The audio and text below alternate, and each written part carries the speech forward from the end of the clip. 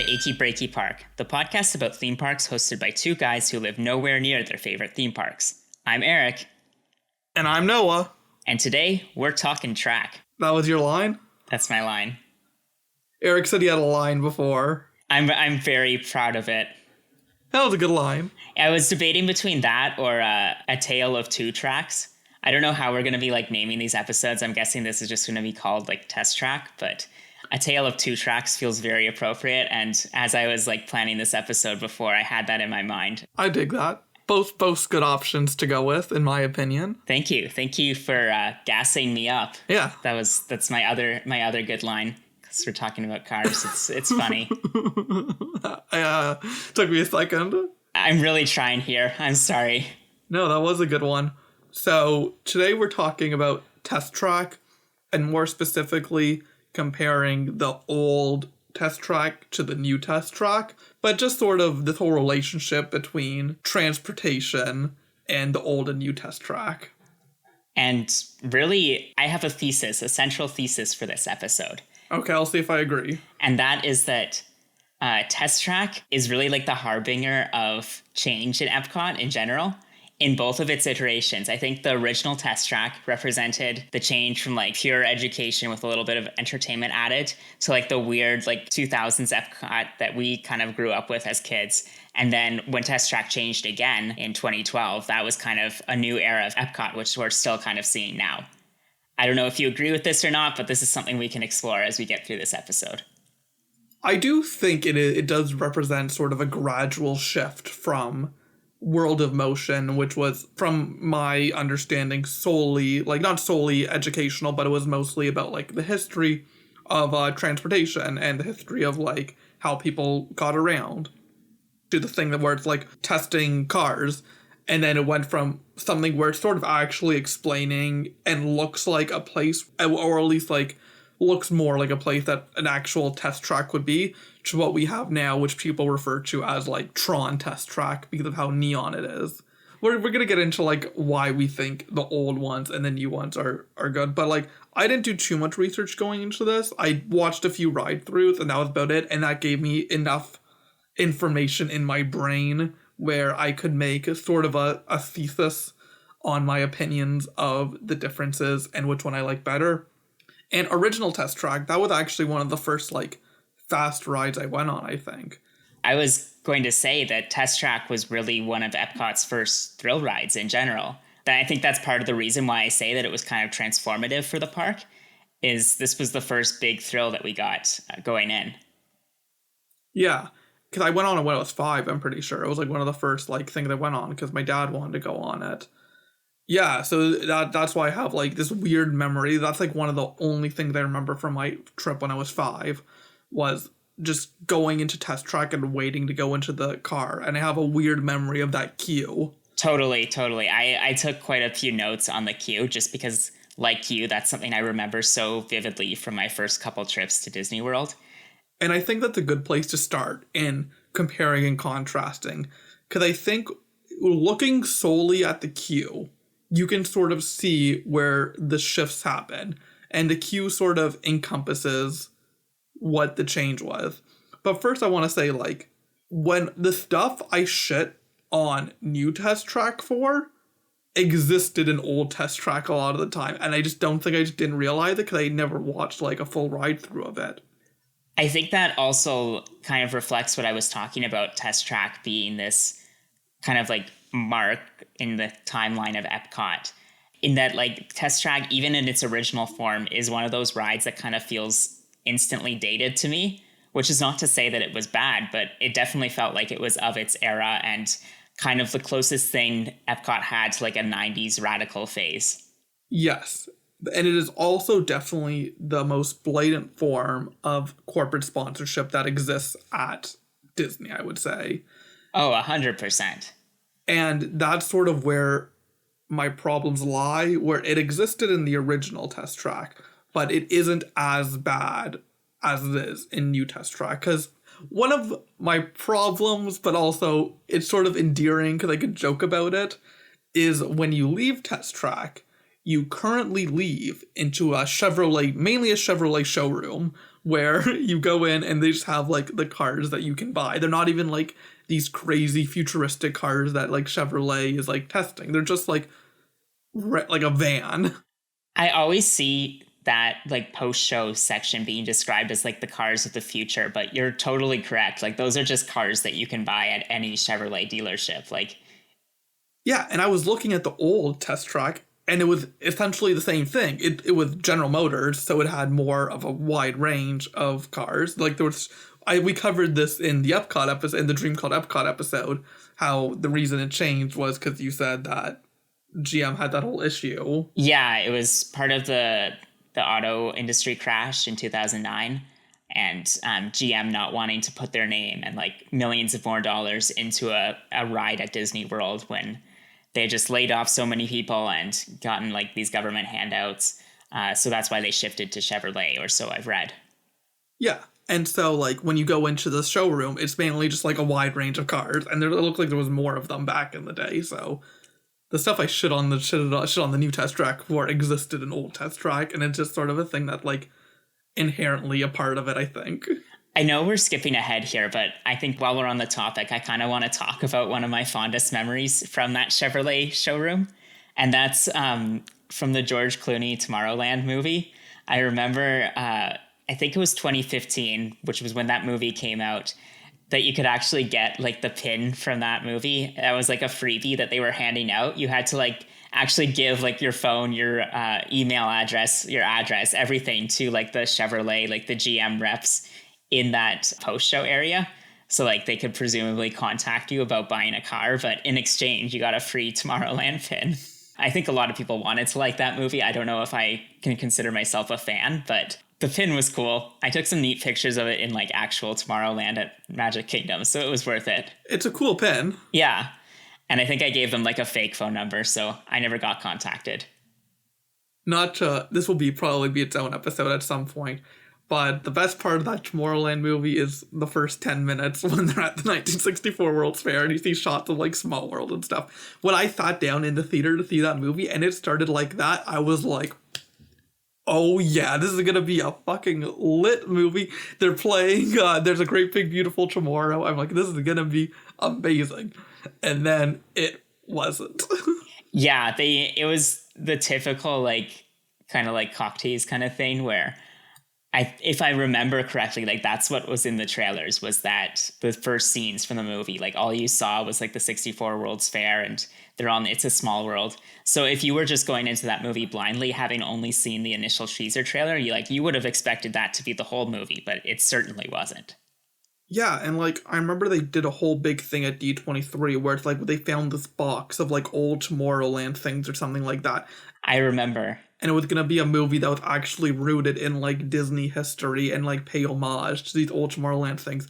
But it was actually about like George Clooney falling in love with a child robot. And in a weird like environmental campaign methods that kind of got convoluted. That movie is it's so fucked up. Anyways, test track, ending showroom. I remember when I would walk in there, I would be like, I think they had the Chevy reps there, and I was like, whoa, look at all these fine Chevrolet products I can buy. And I remember, I think I said that to like one of them heard me, and they started like laughing, and I'm like, because that's literally what it is. It's literally just you walk in there and it's an ad. How old were you? Oh, I did that on our program. Oh, okay. I don't remember this. That seems like something that like 5-year-old Noah would have said, but it also could be something that you would say now. So that's why I had to ask. What do you mean? Like I said that unironically as a child, being like, whoa, look at all these. Like I made it sound like I was like, like an infomercial type thing. I don't know. As a kid, like I feel I have memories of going on that ride with my dad and just kind of assuming like, oh, he's a dad. He's a guy. He's into cars. He must like these cars. And like, my dad never drove a GM car. Like he hates American cars. I don't think he had any appeal to look at the cars there, but I just assumed that he would because he's a dad. Do you want to get into the queue? Do you want to get started on this? Okay, I think that's a good way to do it. We're walking into the show building. Why don't we start from the outside? Okay. It's 1999 or what time is it? It's 1999. Okay, perfect. Do you want to talk about the mural? Did you see the mural that came up before the ride actually opened?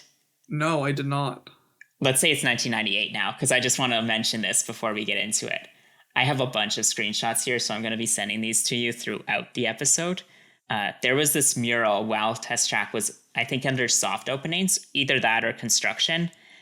And it's in the same similar style, same vein as the mural that's in front of Spaceship Earth right now.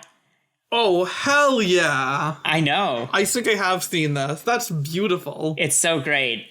For the listener, there's like an auto mechanic and a crash test dummy, and they're both pulling on this rope that's connected to sort of like a scrim, like a piece of fabric. And as they're pulling it back, you can see the track of Test Track like painted on, and it's like speeding past Epcot, like the Spaceship Earth balls there. You can see the Imagination Pavilion in the background. It's such a throwback. It really is that bridge from old Epcot to new Epcot. Okay, I just wanted to get that out of the way. I'm sorry. No, I appreciate that. That was beautiful. So I think the theme throughout both the entire attraction and even the queue is old Test Track, I would say, is mostly road signs. That's sort of like the core of what it is. Its aesthetic is road signs. And new Test Track, its aesthetic is a Gen Zer's bedroom filled with like neon light strips. Yeah, the TikTok, like the multicolored lights, the kind that you like control with your phone. Yeah. Done. It's very nice. It's very nice, but it is just neon strips. I'm going to go a step further. To me, the new Test Track is actually Glow Golf themed. That is what I was going to say. When you get to the actual ride, it is very much just putting edge. I was watching walkthroughs of the original queue, and that thing was cool. They had like one thing where it was like a car, but they projection mapped stuff onto it, and there was a video.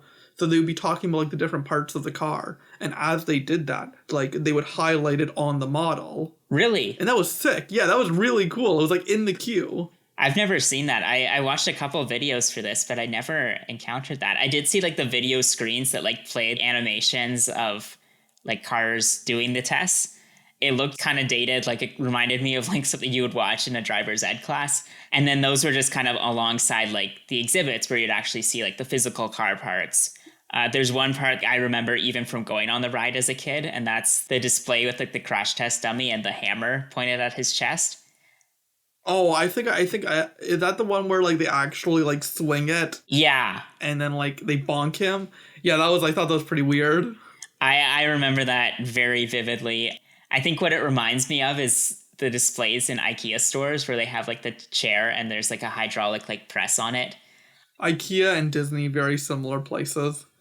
And I would say the aesthetic of the old queue is also like you're walking through like a parts shop. That's what you're mainly walking through. It looks like it looks like what you would imagine a test track to look like. It looks like what you would imagine that facility, the inside, minus all the road signs, like the walls being like made of metal, tools all around. It looks the part.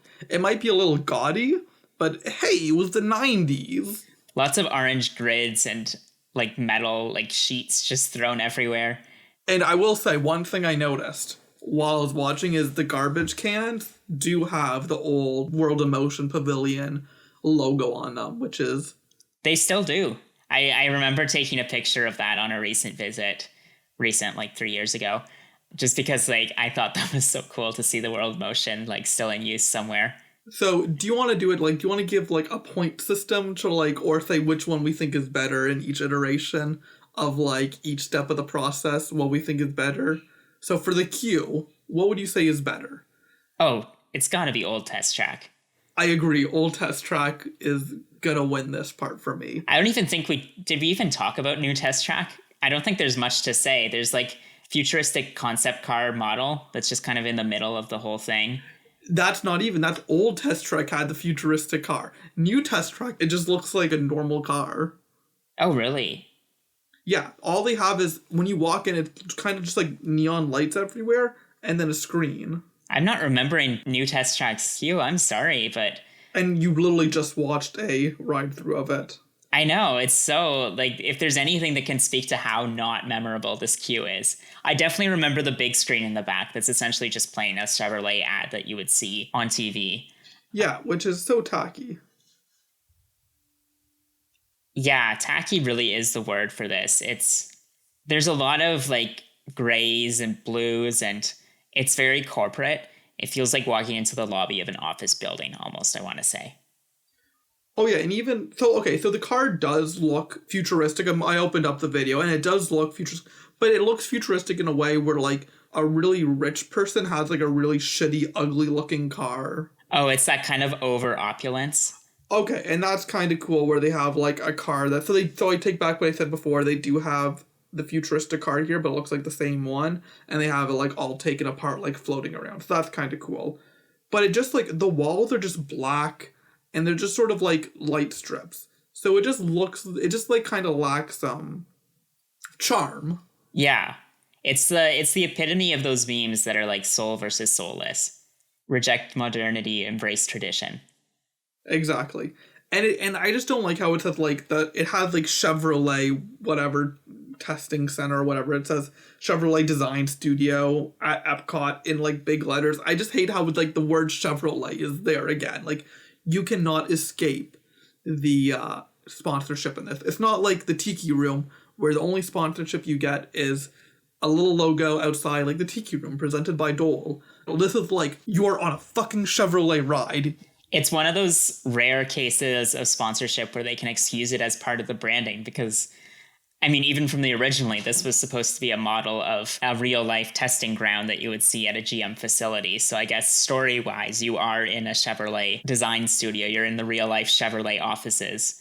I like the idea of making it tied to a real car brand. I feel like it would have been weird if Disney just came up with like a random, like their own car thing. It's kind of cool how it's tied to this thing, but I just don't like how over the top it is. There are parts of the synergy that work for me, and we'll get into that a little later, but this isn't it. There is one thing about the queue that we didn't talk about, though, which is absolutely fantastic, and I'm talking about the old queue again, and that is the music. The queue music for Test Track is one of my favorite of the original Epcot themes, probably one that doesn't get enough credit. It's like a symphony of wrenches and different car parts, like I guess being tested on, and it sounds like it shouldn't be nice, but I think in the 2000-ness of it all and in the datedness of it all, like it's so nostalgic for me, and it just hits a chord that the new one just doesn't have that impact for me. I think you mentioned to me that it's the cue music was composed by George Wilkins, who was the same composer for Horizon, Space Mountain, so like all the best theme park music. Yeah, I was gonna say that. I don't know if he would have done like the wrenches, because I don't know what you're talking about there.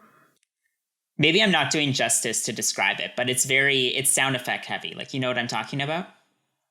What's the one that goes like dun, dun, dun, dun, dun, dun, dun? Oh, I'm not doing it properly. Yeah, it's so hard to emulate on a podcast. I'm sorry, listener. It was in all the vacation planning DVDs when they talked about Epcot. It was like the bump bump bump bump bump, but like more of like a like sort of like a DJ sound. Just look up the old Test Track theme. It's original Test Track theme. You'll find it.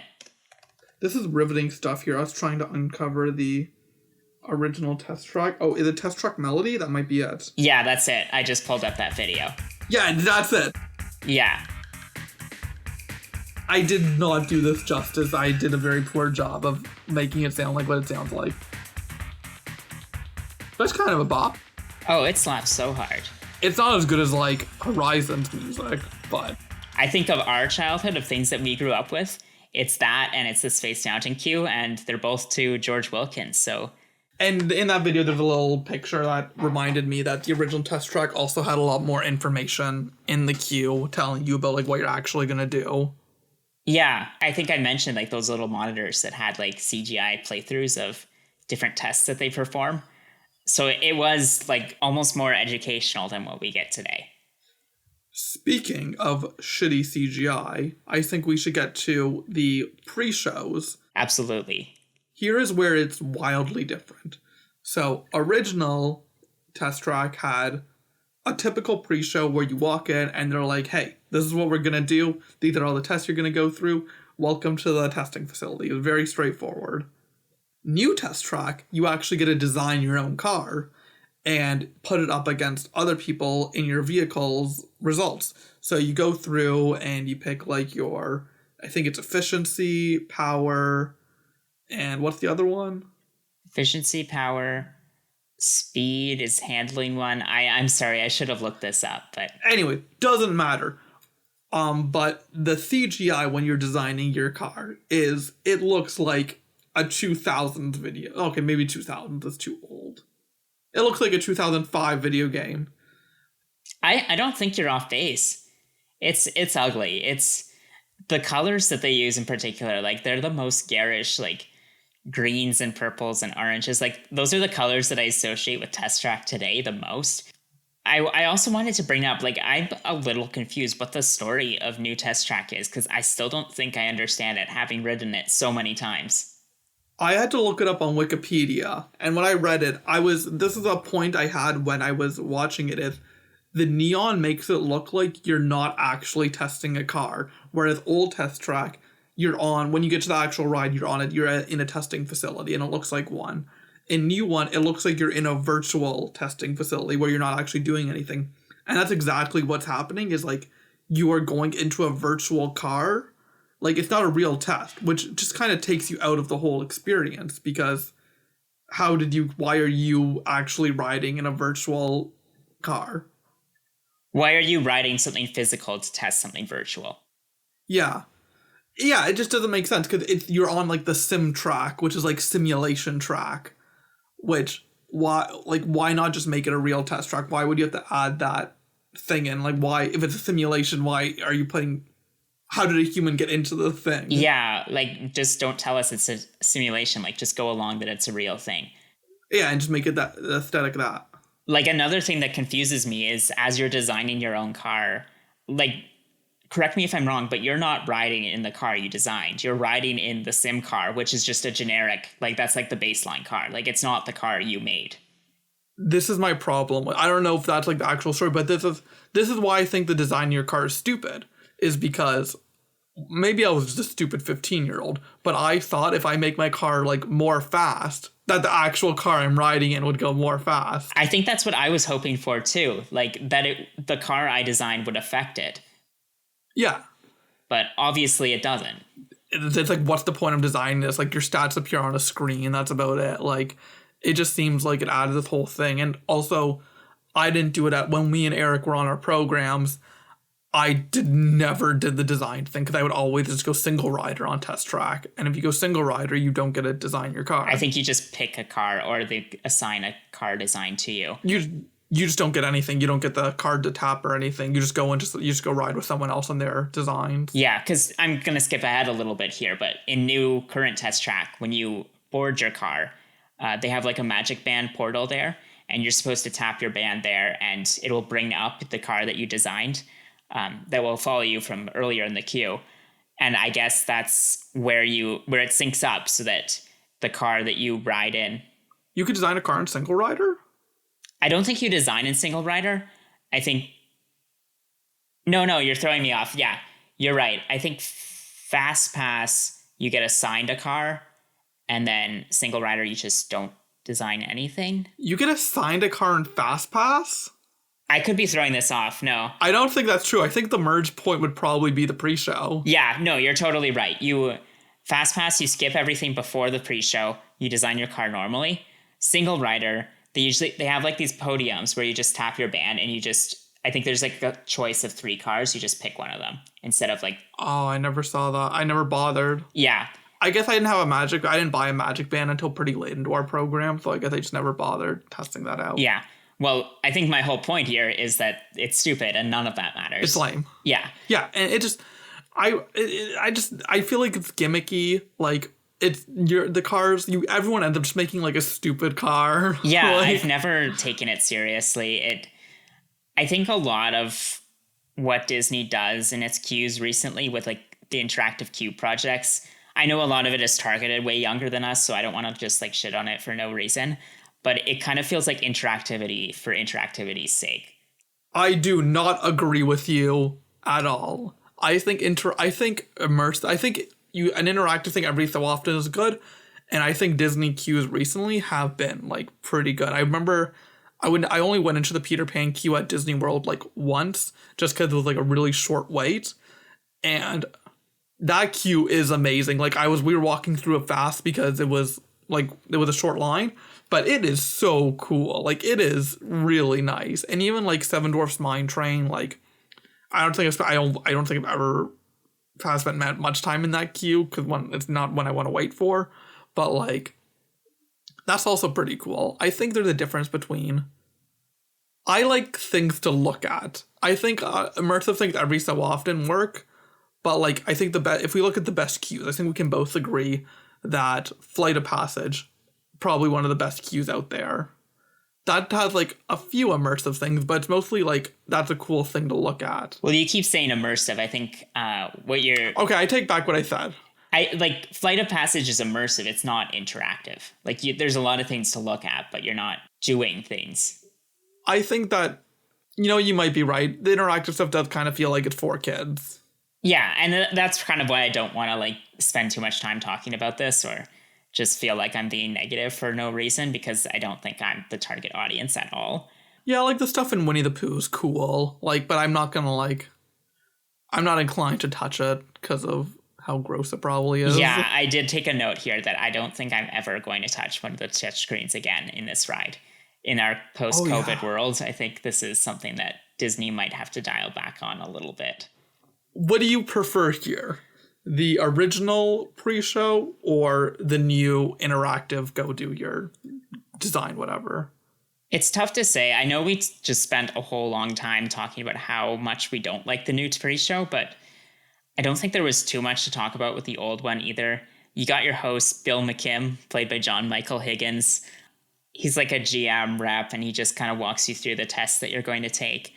So I don't really have anything, like, I think these are an equal playing field for me. Yeah, I think I dislike I think it's unnecessary, the designing your car.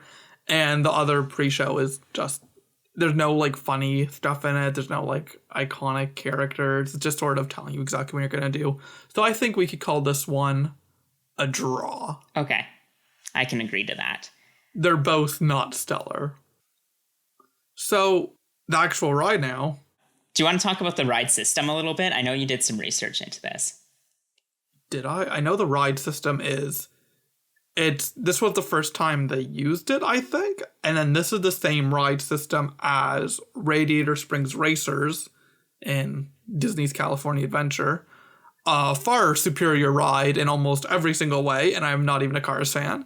And also Journey to the Center of the Earth in Tokyo. And Journey to the Center of the Earth in Tokyo Disney, which is a very different ride and totally not like the same thing. Like, and from what I hear, also a way better ride than Test Track.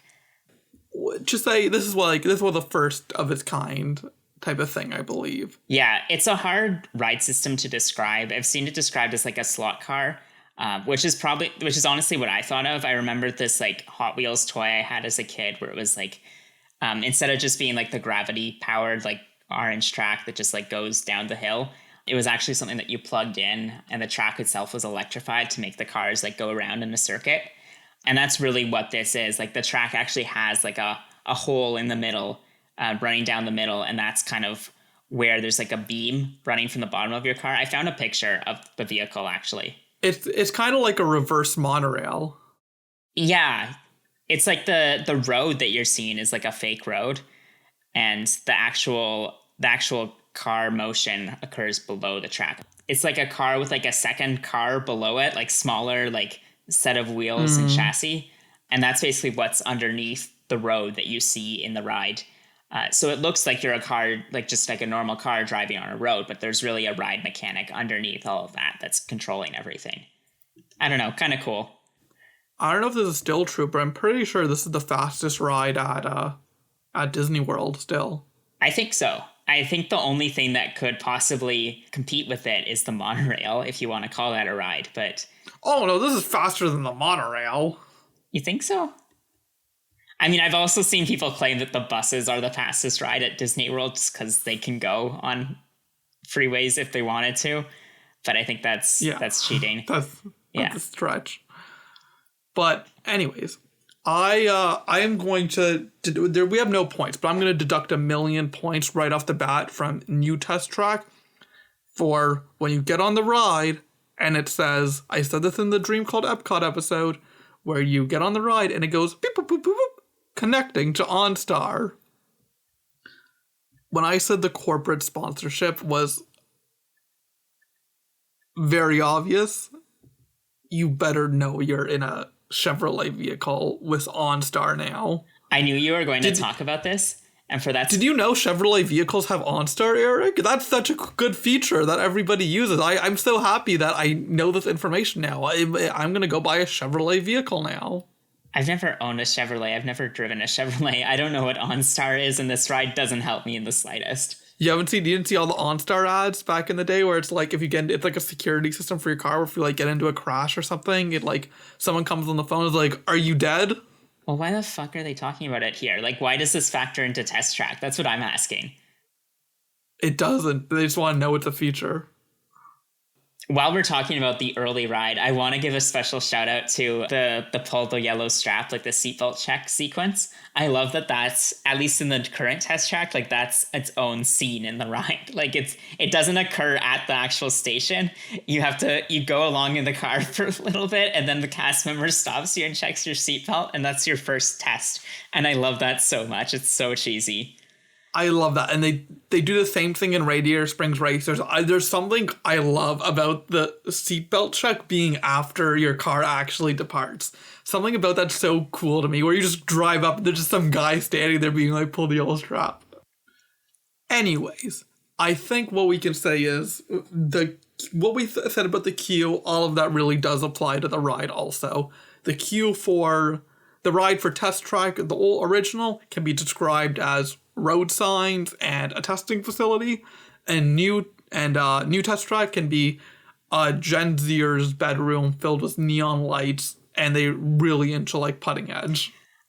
I watched while I was researching like a couple seconds of this family getting escorted off of current Test Track, and when you see that with like the work lights on, I'm sure it's the same for the old one as well, but it really drives home just how empty a lot of these rooms are. I know a lot of people talk about the empty rooms in either Frozen Ever After or in Indiana Jones out at Disneyland. How many like spaces in those rides are just black rooms with nothing? Hey, we're not going to shit talk the Indiana Jones ride on this podcast because it's one of the greatest rides ever built. I agree with you completely. I don't think this is fair, especially knowing how much of Test Track is just empty. Like there's nothing there. If it wasn't for the projections and the lights, like you'd be sitting in a black empty room. It's just like devoid of all charm. Like it just feels like, I don't know, like old Test Track had something like, it was like shitty. Well, I don't even want to say it was shitty. It was like it was endearing. It was cool. It felt like an actual testing facility. Whereas like this is just like, I feel like they're trying to be cool for cool's sake. I like old Test Track was admittedly a little shitty. Like a lot of the theming was kind of easy to pull off. Like you just put some traffic cones down and in a little pile by like a road sign, and that's your theme. Like that's all you needed. Which maybe that's just super clever. Maybe I'm not giving them enough credit for coming up with that. But well, like this seems like a downgrade. Like why would Chevrolet want to go from like the highly themed version to like, is it? I don't even think it's easier to maintain, because what's more to maintain? It was all just showpieces inside the old Test Track. There was no robots or anything. Yeah. Like, why would they want to do this? Because like they agreed. Besides, they could have easily just changed the name of the ride from GM to Chevrolet. Like they're paying for a new ride. Why would they want this downgrade in a way? Like, I know a problem that kind of plagues a lot of attractions that rely on projections is like the bulbs dimming over time. So when you talk about maintenance, like I can't imagine how much that factors in here, because there are a lot of screens here. And in particular, like the screens are very obvious. Like you can see the seams where the screens end. And that's something that I can't not notice every time that I ride this. Yeah. And obviously the track is the same for both rides. And honestly, I'm not a big fan of Test Track, because it seems like whenever, I wouldn't even quantify it as a thrill ride, because it seems like whenever you're getting to something kind of intense or something that's exciting, it just stops, because that's just like something inherently part of the ride. Like when you're doing the brake test, you go fast, but then you just stop. Or like when you're doing the swerving or like the driving on like ice, it just slows down, which is what your car should do.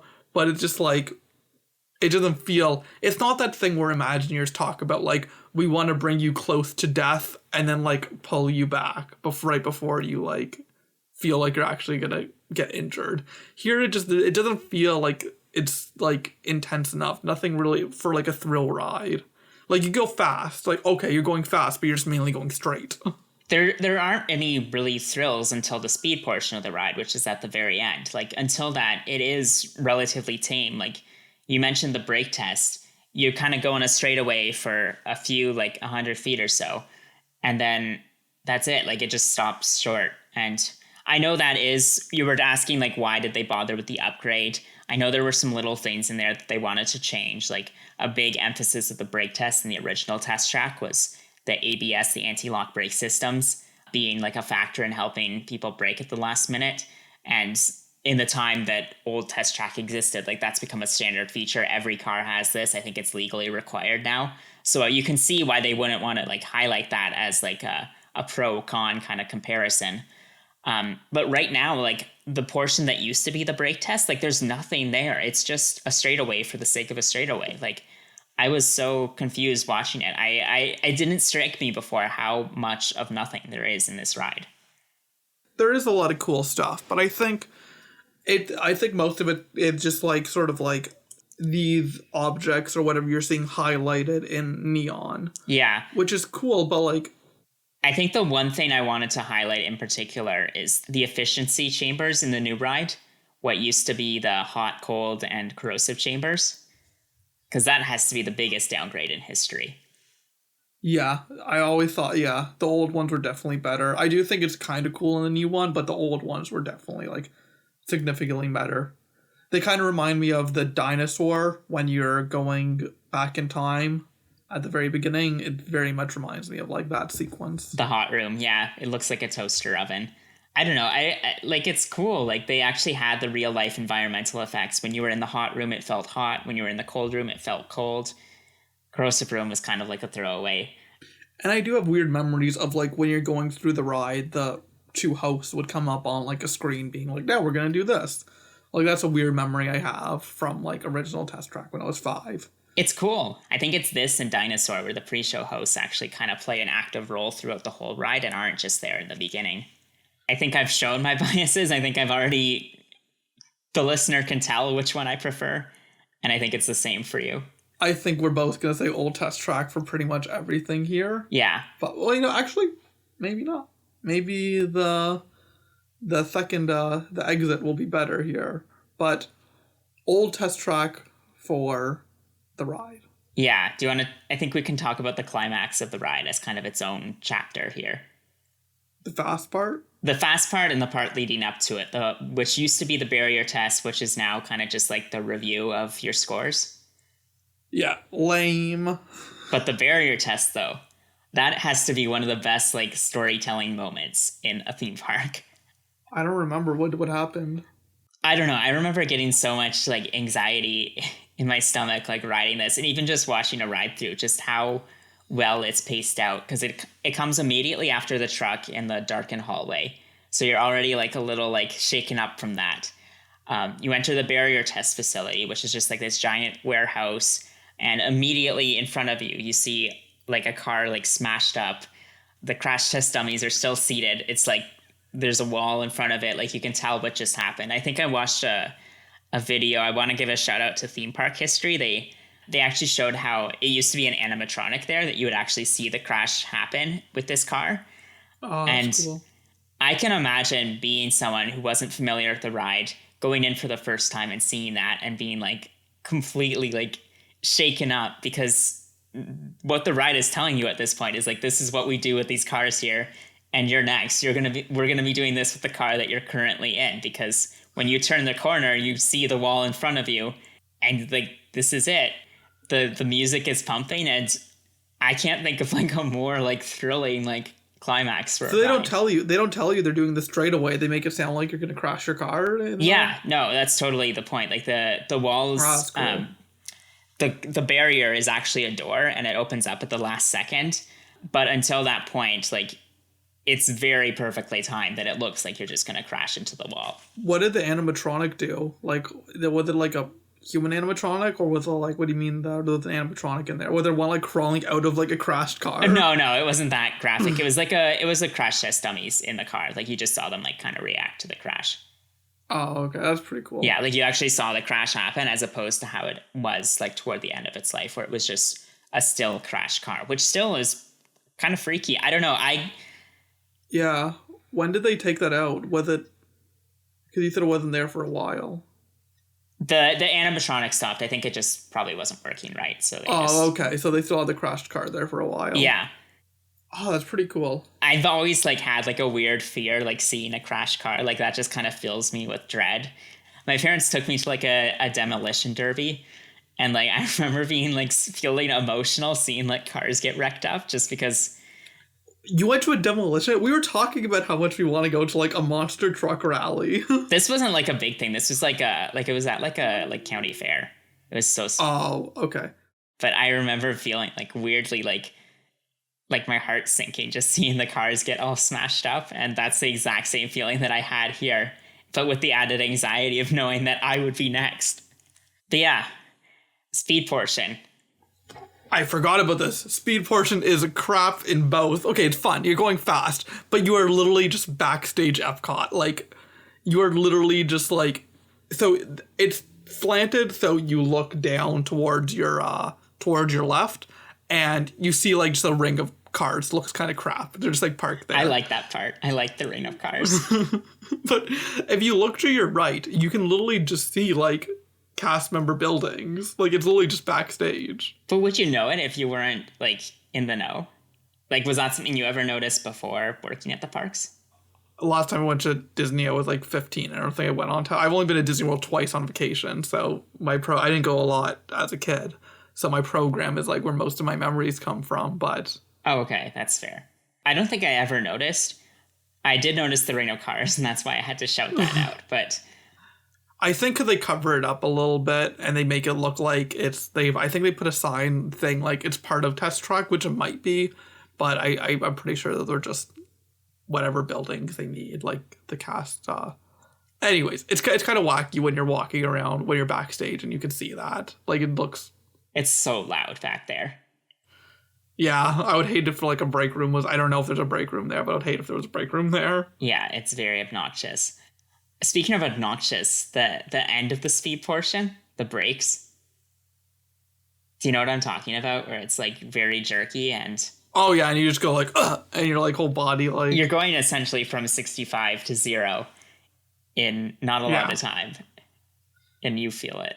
But I think for both of these, it's like a tie. I guess it's the original's better because it does have that effect that you were talking about. Oh, that pushes it. Like, if we're considering these the same portion, like, that's totally pushing it over the edge for me. But yeah, once you get out of the building, like, it's the same. It's your same thing. It kind of falls apart. Like, I think the end of the ride is kind of weak for both. I don't really have too much to say about either of them after you go outside. But I will say that once now you're done the ride, get off, go into the exit show or whatever you want to call it, where they have the interactive stuff. And the Chevrolet showroom. Yeah, both of them are mainly just Chevrolet showrooms. I don't remember if there was a lot of interactive stuff in the original one. It looked like there was a little bit of stuff. There was the part where you could go take a picture with this is the new one. I would take that back. This is something stupid in the new one where there's an area where you can literally go just take a picture with a Chevrolet car. Like, it's like a photo pass spot. That sucks so much. It's not even your car? I know there's something where you can like do like a fake commercial for your new car. Yeah, it was just like a van you could take a picture in front of. That sucks so bad. And they have like the little things where you could like drive the cars around like the track, like the virtual, like a little video game type thing where you could play with other people. The EPCOT post shows are generally like just weak sauce. Like, they used to be amazing from what I saw. Like, they used to be. I don't think I've ever spent more than like 5 minutes in like this one. The Spaceship Earth one sucks. Journey one. I hate to say it, the Imagination one sucks really bad. That like doesn't exist anymore mainly. There's so much there. There's like the thing where you like stick your arm in and play the instruments, and like Oh, yeah. Yeah. Yeah, sorry, I'm thinking. I don't know. Yeah, I guess I just walk through it really fast all the time. Yeah, well, I'm sure we'll like cover these as we cover those respective attractions, but it's not for me. But yeah, you're mainly in a showroom. Not much to say about the gift shop, you know. They're the basics. Yeah, a lot of toy cars, so I'm sure I loved that when I was like 5 visiting the parks. You know what would be a sick sponsorship for Test Track? What? Hot Wheels. Oh, hell where yeah. you're in a Hot Wheels where you're testing Hot Wheels cars and you could do like loops and shit. I thought you were going to say Tesla. No, I've seen that being thrown around. Everyone says that. Let's not do that. I think it's dumb. I don't like it. I think it also makes sense in a way. I just don't want it just because of like, you know, I don't want people saying like Elon Musk getting his hands inside Epcot. Yeah, But I know, because I've heard that, and then I've heard SpaceX for Mission Space. So that whole side of the park would just be Elon Musk, and that sucks. Like, more than I can imagine. there's no denying that Tesla probably is being the most innovative right now when it comes to the car sector. And I think it would be cool, but also I don't think it's something that Tesla like focuses on as their safety features. That's not what their selling points are. You're right. Yeah. It doesn't feel like on brand for them to be working with Disney. And Yeah, and honestly, I think like if I wanted to get something new in Test Track, I would want to get a totally new concept of something. yeah, I think this is maybe a testament to how these like reskins don't always work. Using the same track, the same ride system. Yeah, and I feel like reskins can work if you're doing something totally different, like Tower of Terror changing over to Guardians. Yeah. Like, I never went on original Guardians at Original Tower of Terror at Disneyland. original Tower of Terror. And everyone says it's not as good as the one in Disney World just because it doesn't have the part where it like goes forward and doesn't have that effect and stuff like that. And I think that if I took that out of my mind and I just compared it that way, Guardians of the Galaxy is great. I don't want to say it's better. It's different, but I like it. I like it for different reasons than I like Tower of Terror, and I think that's an amazing ride, and I love it. So I feel like you have to do something totally different. You can't just take the same concept and make it that different. Like you can add like what they're doing to Jungle Cruise. I'm sure that's going to be fine because it's still essentially Jungle Cruise. You're just taking small problematic parts out and putting small new stuff in. Yeah, I think like you can't do bare minimum. You have to. Splash Mountain is probably an even better example. Like whatever that ends up being with Princess Tiana, like that's going to be. I have faith in that because they're really putting some effort in, and this is just like, what can we do? How can we make the smallest amount of changes and still call it a major overhaul? Is what this test track feels like. Exactly. And that's probably going to be, and that's sort of the same thing as what happened with Guardians, is you're taking the bones of a ride, the same track, and you're totally changing the concept. But sometimes, like, okay, I don't want to, like, objectively, Frozen Ever After is a better ride than Maelstrom. Like, if you were an average park guest. But that's another example where they were able to take the bones of a ride and sort of apply the story to it. And make it completely different. Like, it wasn't just, let's update our Norway thing. How can we take this ride and make something new? Anyway. I think the point of this podcast was say we're upset about, well, no, we're not upset. I think why don't you wrap up our thoughts, Eric? You had a thesis there. Yeah, I think I said originally that like Test Track is the harbinger of change, that this is kind of representative of all the new changes that are coming to EPCOT. I don't think that's entirely accurate with new Test Track. I think Disney has kind of seen the error in their ways, as it were, and I don't think we're entirely moving in the Test Track direction. I think there's some really promising changes coming to the park, but it doesn't represent like a bigger shift that's coming. We're seeing some of the things that we grew up with change, and that's not necessarily a bad thing. And I think as long as we keep doing like new creative overhauls, Guardians of the Galaxy over in Epcot being another great example, I think we can still see some really great things coming. And yeah, and most of the things we're getting are entirely new, so that's good. It's not just taking an old thing and updating it. So I'm excited for the future. We're probably gonna talk way more about Epcot because we're nerds about it, but absolutely, for now, bring back old gaudy Test Track. No, wait, don't. No, don't bring it back. I think don't bring it back. Don't bring it back. That's like, okay. Shh. We'll cut that part out. Okay. So in the meantime, thanks for coming along for the ride with us on Achy Breaky Park. Stay tuned for new episodes on Apple Podcasts and Spotify. And make sure to follow us on Twitter and Instagram at Achy Breaky Park. If you like the show, feel free to leave a 5-star review. Until next time, don't forget, it was all started by two guys desperate to go back to their favorite theme park.